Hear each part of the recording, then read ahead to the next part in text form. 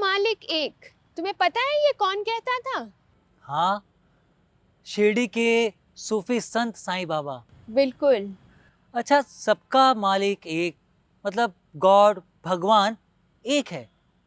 क्या ऐसा हो सकता है? हाँ, क्यों नहीं। अब धरती जो हम सबकी माँ है वो भी तो एक ही है।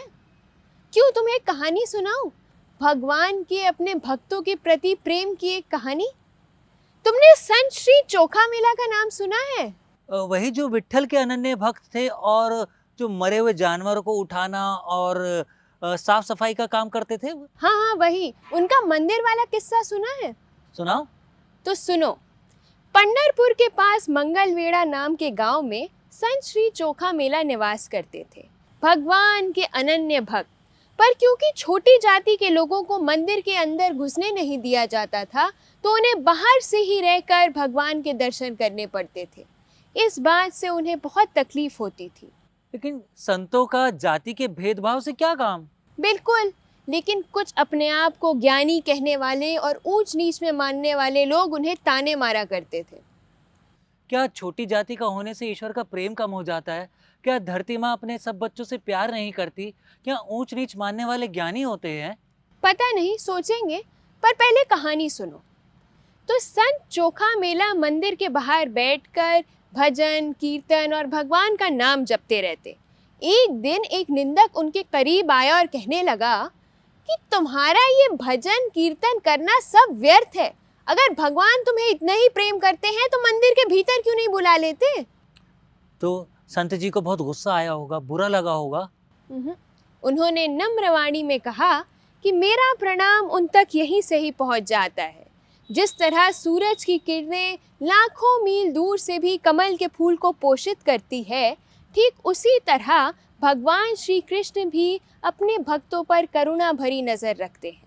भगवान अपने सब भक्तों से प्रेम करते हैं, चाहे वो किसी भी जात के क्यों ना हो, और वो इस बात को प्रकट करना चाहते हैं।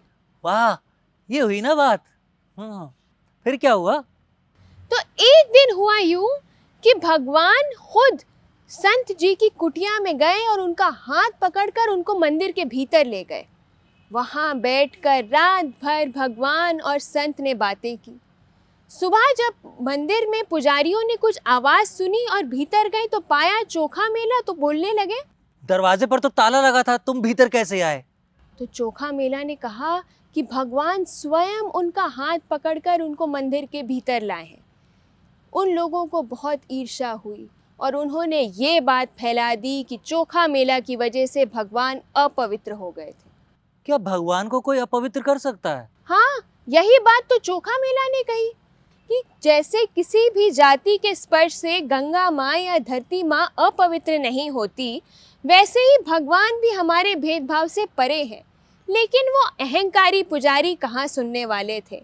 उन्होंने ये कहा कि उनको अब मंदिर के भीतर आना तो दूर, आसपास रहने की भी इजाज़त नहीं है, और चोखा मेला को उनके परिवार सहित चंद्रभागा नदी की दूसरी ओर रहने के लिए भेज दिया।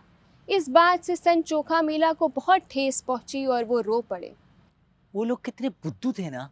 हाँ, गुड्डू, लगता उनका साबुन स्लो था। खैर, चंद्रभागा नदी के दूसरी ओर भी पांडुरंगा का छोटा सा एक मंदिर था। संत चोखा मेला अपनी पत्नी के साथ उस मंदिर में सेवा करने लगे। एक दिन भगवान विट्ठल को लीला सूझी। आखिर भगवान के प्रिय भक्त जहाँ होते हैं वो वहाँ पहुँच ही जाते हैं। तो वो एक पेड़ के नीचे आए, बैठे और भोजन करने लगे कि तभी एक पुजारी वहाँ से गुजरा और ये दृश्य देखकर रुक गया। चोखा मेला की पत्नी, जो भगवान की सेवा के लिए वहाँ उपस्थित थी, उनसे गलती से थोड़ी सी दही प्रभु के पीताम्बरी पे गिर गई। चोखा मेला बोल पड़े, हाय, ये क्या कर दिया? भगवान विट्ठल हमारे साथ भोजन कर रहे थे और तुमने उनकी पीताम्बरी को गंदा कर दिया। ये सुनते ही पुजारी हैरान कि तभी एक कौवा उसी पेड़ की डाल पर आकर के बैठा जहाँ भगवान भोजन कर रहे थे। चोखा मेला ने कहा, अरे जाकर के किसी और डाल पर बैठ, देखता नहीं भगवान यहाँ भोजन कर रहे हैं। पुजारी ये सुनते ही मानो जैसे उसे आग लग गई।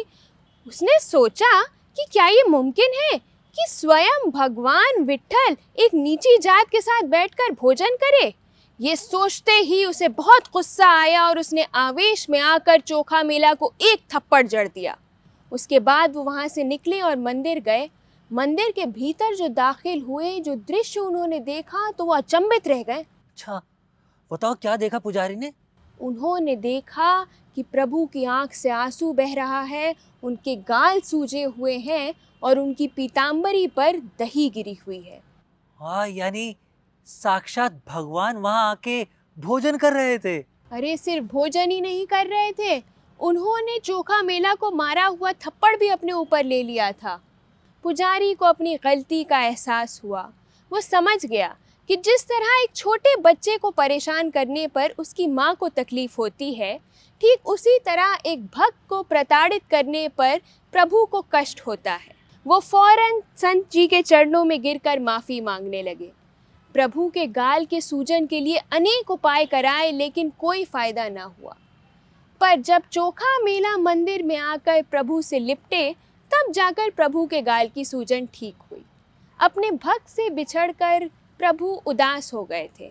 उनसे दोबारा मिलन होने पर उनका आनंद असीमित था। उस दिन के बाद से श्री विट्ठल के मंदिर में सभी को भगवान का स्पर्श करने का अधिकार था। वाह, ये हुई ना बात। आखिर लोग क्यों करते हैं भेदभाव?